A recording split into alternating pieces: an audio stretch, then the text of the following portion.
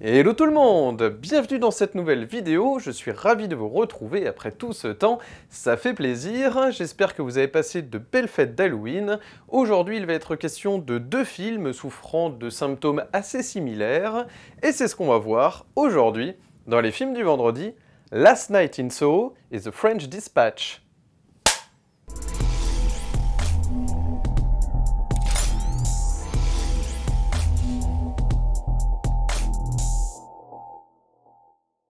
Salut à tous et bienvenue dans les films vendredi.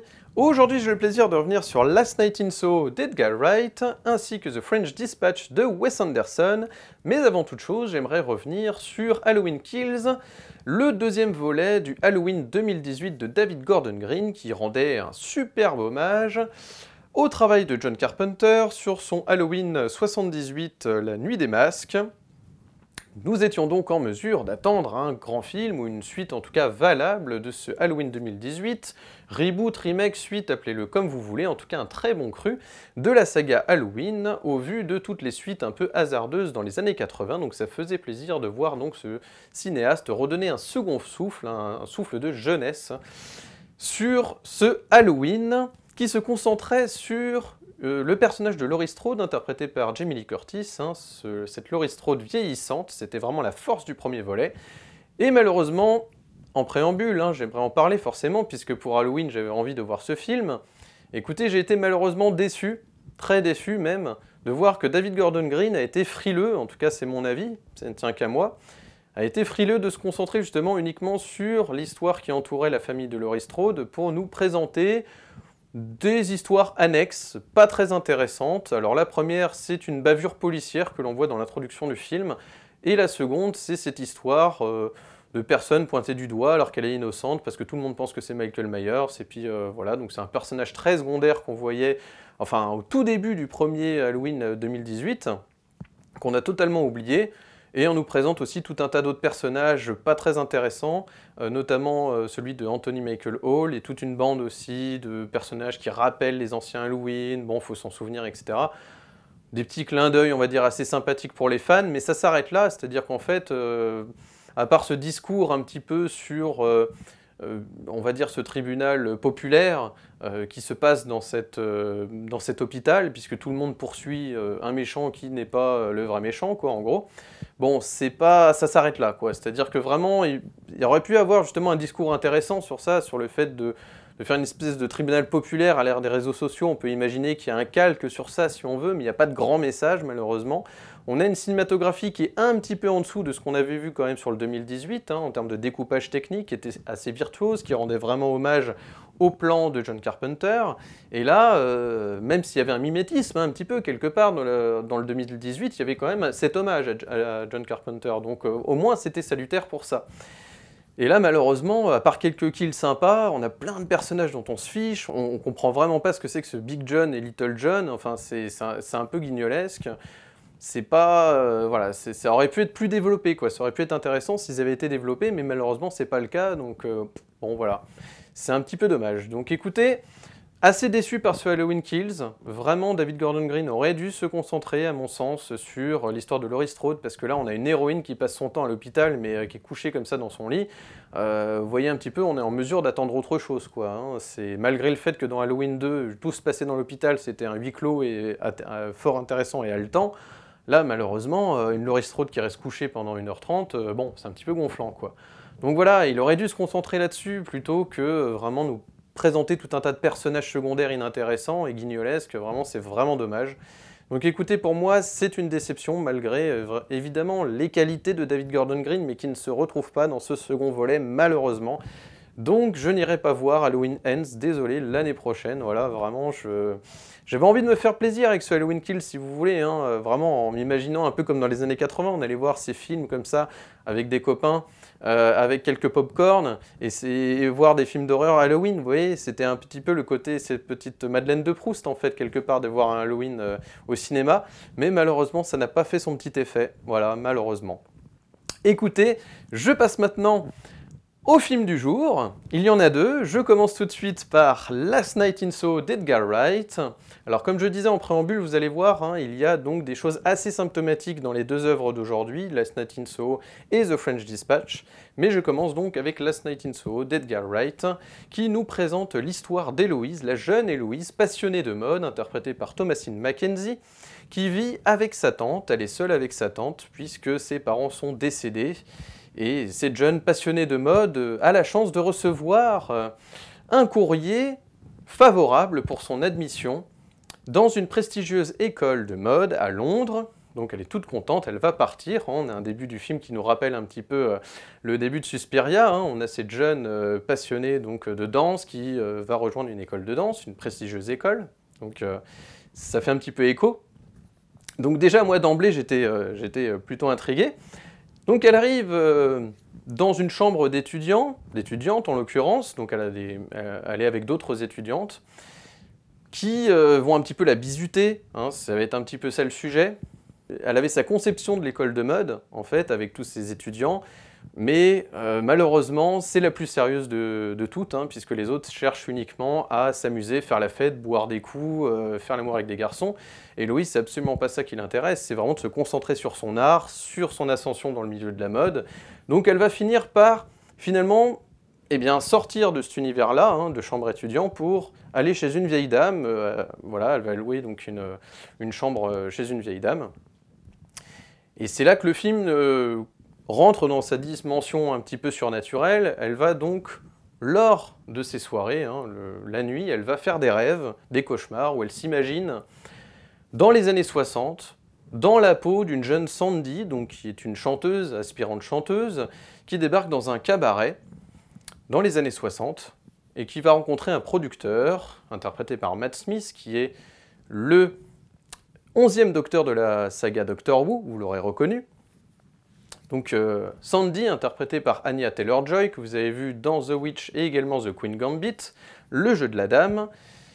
Sandy qui va faire une ascension un petit peu graveleuse, disons-le comme ça, un petit peu à la manière de Showgirls, hein, vous voyez, de Paul Verhoeven, qui rentre dans un milieu de cabaret un petit peu malsain, qui justement essayait d'être une chanteuse classe, voilà, reconnue de tous, etc., qui finit dans un cabaret voilà, où les hommes ont quand même un comportement assez déplacé.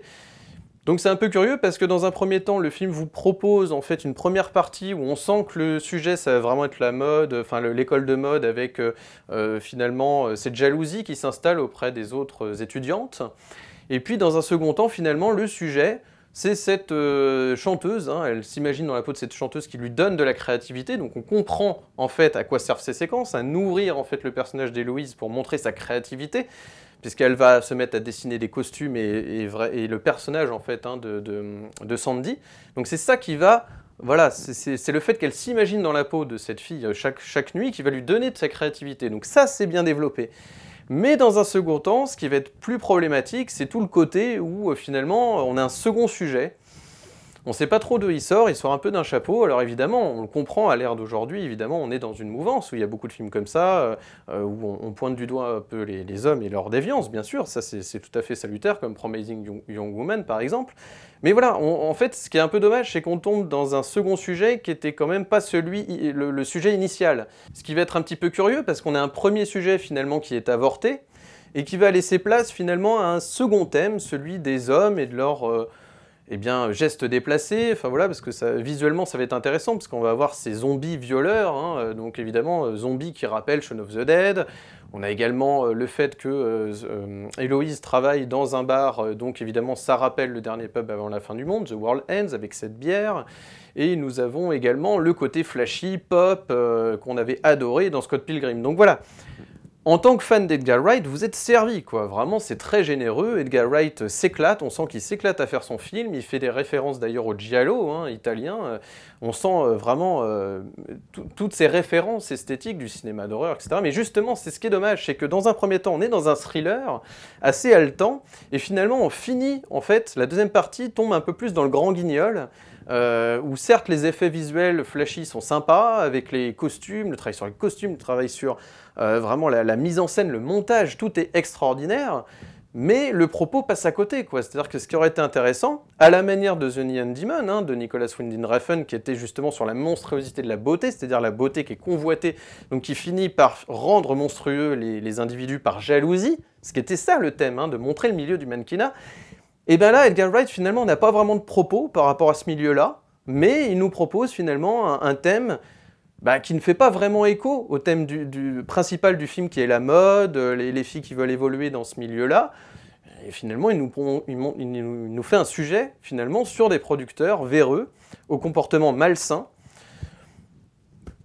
Donc c'est ça qui est pas très compréhensible pour le spectateur, c'est-à-dire qu'en fait on comprend pas pourquoi on tombe dans ce grand guignol avec des mecs comme ça, enfin des zombies violeurs, qui certes auraient pu être intéressants de développer, mais c'était pas le sujet du film, c'était pas le sujet initial, hein, comprenez-moi bien, ce n'était pas le sujet initial du film, et c'est ça qui est dommage. Voilà, là on a un peu un espèce de shaker entre Showgirls, Promising Young Woman et Suspiria, quoi. Vous mélangez les trois, et puis malheureusement ça fait pas un film homogène, vous voyez, hein, il y a vraiment une dichotomie tout au long du film entre le sujet initial et son sujet final, et c'est vraiment très dommage. Et puis, quant à cette Miss Collins, hein, donc qui héberge, hein, cette vieille dame qui héberge Héloïse, eh bien écoutez, ça va se finir vraiment avec des... On sent qu'Edgar Wright va se raccrocher comme ça aux branches, avec un espèce de finale à la Get Out, vaguement Get Out, vous voyez.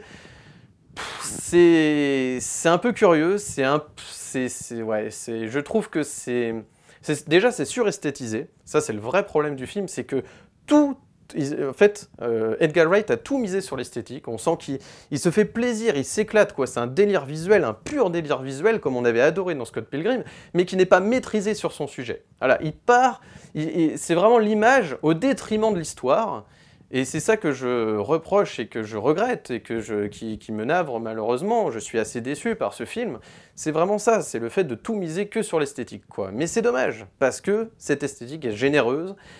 Elle est certes splendide, on est sur du pur cinéma, hein, bien sûr, mais la base du cinéma, malheureusement, ce sont aussi les émotions, ce sont aussi les aspérités, aussi, mais quelque part. Et il n'y en a pas, voilà, tout est trop lisse, et puis il y a de la surenchère, voilà. Le vrai souci sur ce film aussi, c'est cette surenchère des faits. Voilà, quand ça raconte quelque chose, c'est ça aussi, quand les images racontent quelque chose, c'est ça qui est intéressant. Mais quand c'est juste pour faire beau, si vous voulez, pour faire du clinquant, du tape à l'œil, et bien malheureusement, voilà, quand c'est pas au service de l'intrigue, et ben ça devient gratuit. Et quand ça devient gratuit, ben je suis désolé de le dire, mais c'est là que le film commence à creuser sa tombe, quelque part. Donc vous verrez, hein, on est vraiment au top au début du film, après ça commence à se stabiliser difficilement, puis après on tombe vraiment dans le grand guignol, quoi. Donc voilà, c'est un peu la descente aux enfers, malheureusement, ça dégringole tout au long du film. Donc je ne vous recommande pas malheureusement Last Night in Soho, malgré le fait que c'est quand même un film plutôt à voir au cinéma pour tous ses effets visuels, bien entendu, mais si vous le rattrapez par la suite en VOD, il n'y aura pas de souci. Donc écoutez, voilà, en tout cas c'était ma critique de Last Night in Soho de Edgar Wright. Je passe maintenant au deuxième film du jour, et il s'agit de The French Dispatch de Wes Anderson. Wes Anderson, cinéaste américain connu pour sa singularité très forte, hein, visuellement parlant, notamment avec ses plans très symétriques. Il nous l'a montré, prouvé dans La Vie aquatique, dans Moonrise Kingdom, également dans The Grand Budapest Hotel et dans les films d'animation, Fantastic Mr. Fox et également L'île aux chiens. Il nous revient aujourd'hui dans un nouveau film live-action, du moins en partie, avec l'histoire d'un rédacteur en chef d'un journal français imaginaire, The French Dispatch, situé dans une ville elle-même imaginaire, Ennui-sur-Blasé, qui fait plutôt référence donc à Paris. L'histoire donc de ce rédacteur en chef qui est mourant, et il va mourir, donc interprété par Bill Murray, dont les journalistes en fait vont se souvenir de leurs reportages, anciens reportages, donc voilà, on a un côté très nostalgique de ces journalistes qui se souviennent donc de certains reportages marquants du journal et qui rendent hommage à ce rédacteur en chef dans un dernier numéro. Donc nous, en tant que spectateurs, nous assistons, donc en fait, on feuillette, hein, donc chapitre par chapitre, dans les pages de ce French Dispatch, puisque ce film est un film à sketch. Donc on a une première histoire, comme je vous le disais, introductive avec Owen Wilson qui nous présente la ville, en fait, dans Nuit sur Blasée. C'est vraiment que le prétexte pour nous présenter la ville. Et ensuite, le film démarre vraiment, si je puis dire, avec un premier sketch assez fort, l'histoire d'un détenu, prisonnier, psychopathe, interprété par Benicio del Toro, qui se révèle avoir un grand talent artistique dans la peinture, puisqu'il a pour habitude de peindre sa muse, qui n'est autre que sa gardienne de prison, interprétée par Léa Seydoux, dont il peint les nus. Histoire plutôt intéressante, plutôt séduisante, vous en conviendrez, qu'un détenu, quand même, psychopathe, prisonnier, soit épris de sa gardienne et qui soit sa source d'inspiration pour son art. Donc cette histoire est plutôt prenante, hein, cette première histoire, mais malheureusement, donc après, on tombe dans une deuxième histoire plus anecdotique, celle d'un jeune étudiant, manifestant de mai 68, qui s'éprend d'une journaliste, interprété par Frances McDormand, qui essaye de s'intéresser justement à cette révolte de mai 68, voilà, qui est plutôt une espèce de rétroviseur sur mai 68, on va dire c'est juste au niveau esthétique quoi, que c'est intéressant, mais sinon au niveau de l'histoire, il n'y a pas de grandes émotions qui vont s'en dégager malheureusement. Et enfin, le film se termine avec une histoire encore plus anecdotique, celle du commissaire, interprété par Mathieu Amalric, qui a pour habitude de faire appel au grand chef Nescaffier, pour déguster des mets voilà, très alléchants. Mais au même moment, donc, son fils va être kidnappé, donc s'ensuit donc une histoire de polar qui va être surtout excitante pour sa dimension, pour son côté animation, puisque justement au niveau de l'esthétique, Wes Anderson va en profiter pour nous présenter une séquence d'animation très prenante, très bien faite, très visuellement splendide. Malheureusement, in fine, que reste-t-il de ce film? Donc une succession de 3 sketchs inégaux, complètement random, anecdotiques, dont certains se démarquent, notamment le tout premier, qui aurait pu faire un film à lui tout seul, si vous voulez. Pollué, je dirais, par une voix off, des voix off incessantes, des narrateurs, je dirais, plusieurs narrateurs, qui viennent un petit peu quand même perturber la lecture, c'est-à-dire qu'on a un premier narrateur en voix off, on a ensuite Tilda Swinton qui nous surligne encore, et qui nous présente les différentes histoires aussi. Ça fait beaucoup. Ensuite, évidemment, comme à l'accoutumée, Wes Anderson a tendance un petit peu, ça c'est un petit peu son défaut malheureusement, je trouve personnellement, à surexpliquer le background de ses personnages, c'est-à-dire qu'à un moment donné, de connaître la taille, le poids, je sais pas quoi, de son personnage, on s'en fiche un peu, c'est-à-dire que dès qu'il y a un nouveau personnage, il est présenté comme ça, tout droit, tout bien cadré, tout est millimétré, tout est symétrique, c'est formidable, et à chaque nouveau personnage, voilà, alors un tel, 1m73 je sais pas quoi, avec une enfance dans je ne sais pas où et qui préfère la couleur bleue, rouge, je sais pas quoi, et qu'il aime manger ses tartines beurrées le matin, le dimanche à 10h du matin. Enfin, vous voyez, il y a trop de détails, en fait. Il y a trop de détails sur, qui sont insignifiants sur des personnages secondaires. Et il y en a un paquet, quoi. C'est-à-dire qu'à un moment donné, vous coltinez, en fait, une liste incalculable de personnages secondaires qui ne sont pas développés. Et c'est vraiment le souci, quoi. C'est vraiment dommage parce que ça fait catalogue, ça fait diaporama chic à la fin de tout un tas de personnages qu'on présente comme ça, c'est chic, c'est classe, c'est cadré, c'est millimétré, c'est symétrique. Tout ce qu'on aime chez Wes Anderson au niveau visuel, mais qui malheureusement, du point de vue de l'émotion, de l'intrigue, c'est-à-dire que ces fameuses aspérités qui font aussi la force du cinéma, hein, bah là malheureusement tout est lisse, tout est clean. Donc voilà, c'est chic, c'est propre, c'est clinquant, c'est du diaporama classe, c'est du catalogue. Alors évidemment, à l'image de ce French Dispatch, qui est lui-même un catalogue, un journal, bien sûr, mais le côté random, aléatoire de ces sketchs, aux qualités inégales, fait que malheureusement, je suis désolé, mais on passe en tant que spectateur à côté finalement de toutes les bonnes propositions qu'a pu faire Wes Anderson au niveau visuel, puisqu'au bout d'un moment c'est gonflant, c'est-à-dire que c'est constamment voilà, surprésentation, présentation de nouveaux personnages, présentation, comme si finalement le film nous proposait une succession de séquences, d'expositions, de ces personnages, de présentations, et au bout d'un moment c'est là que ça devient un petit peu éprouvant pour le spectateur, d'autant que malgré tout le génie du compositeur Alexandre Desplat, eh bien, il faut dire que parfois, il y a vraiment 2 notes, hein, je suis désolé, mais il y a vraiment 2 notes répétitives au piano, constamment, qui sont les mêmes. Et au bout d'un moment, je vous jure, En tant que spectateur, ça prend la tête, mais vraiment, c'est-à-dire qu'on passe à côté de toutes les bonnes idées parce que c'est pollué par beaucoup trop d'explications.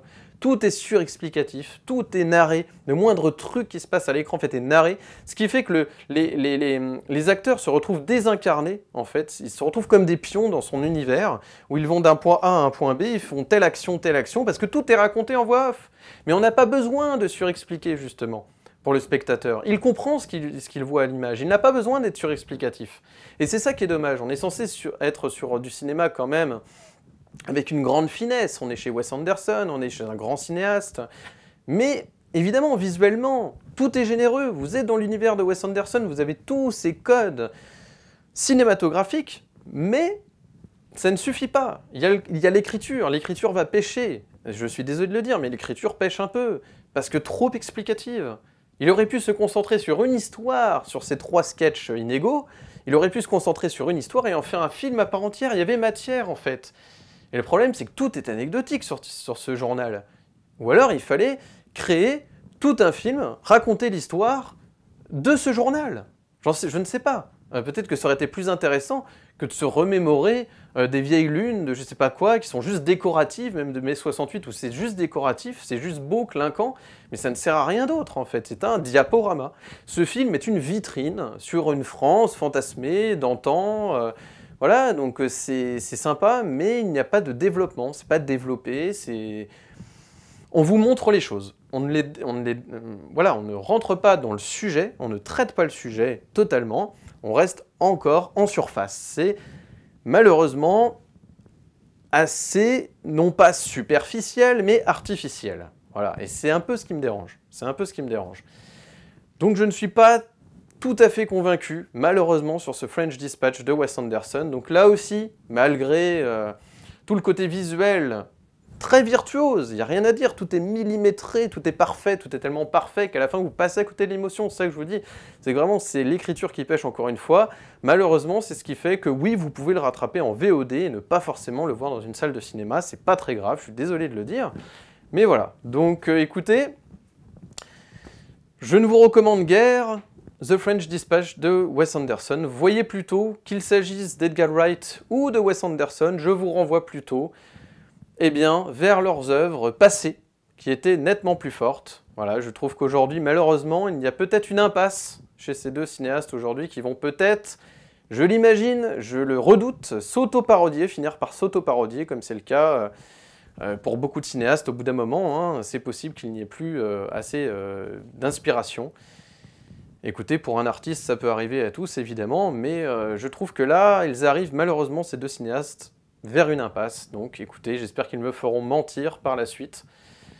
Mais en tout cas, pour le moment, donc je vous recommande plutôt, je vais pas ne pas vous recommander vraiment de voir ces films, mais je vous recommande plutôt de les voir après coup, de les rattraper en VOD, en vidéo, voilà, plutôt que de payer votre place pour aller voir ces films. Voilà, malheureusement, je suis navré de dire ça, malgré, encore une fois, une générosité cinématographique très forte. Ça ne fait pas tout. L'écriture est tout aussi importante, la base d'un bon scénario, comme disait Jean Gabin, c'est un bon scénario et malheureusement il y a des failles, les cinéastes se perdent en fait dans leur propre génie. Et c'est ça qui est terrible dans ce film, dans ces deux films, c'est qu'ils se perdent dans leur propre génie. Écoutez, cela ne tient qu'à moi, mais c'était ma critique de Last Night in Soho d'Edgar Wright et de The French Dispatch de Wes Anderson. Si vous avez aimé cette vidéo, n'hésitez pas à mettre un pouce bleu, de vous abonner, d'activer la cloche pour ne manquer aucune de mes nouvelles vidéos et de me suivre sur Instagram, Steph_LFDV. N'hésitez pas à m'ajouter sur Instagram afin d'obtenir toutes les informations sur les films que je vais voir en salle et également sur les prochaines critiques à venir sur la chaîne, donc n'hésitez pas, Steph_LFDV. En attendant, moi je vous souhaite un excellent vendredi, un excellent week-end, et d'ici la prochaine vidéo, comme toujours, n'oubliez pas, prenez les films pour ce qu'ils sont. Allez, ciao!